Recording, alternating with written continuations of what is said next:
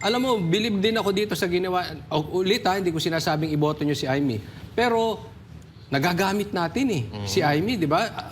Ano Ay, sabi niya? paano? Kahit Isasampi na.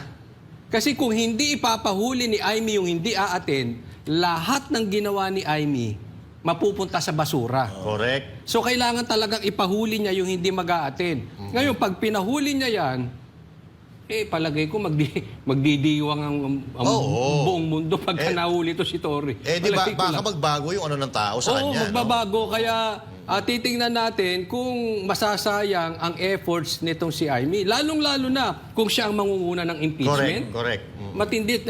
You ready it for 20th Congress, yung si Amy?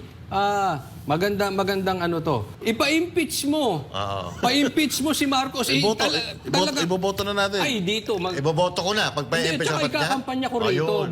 Kasi naisampanya na para ikaw magtuloy sa 20th Congress. Total, kulang pa naman yung kandidato natin. 10 pa lang eh. Pwede pa tayo magdagdag ng dalawa. Total, sinuka ka ron ng kapatid.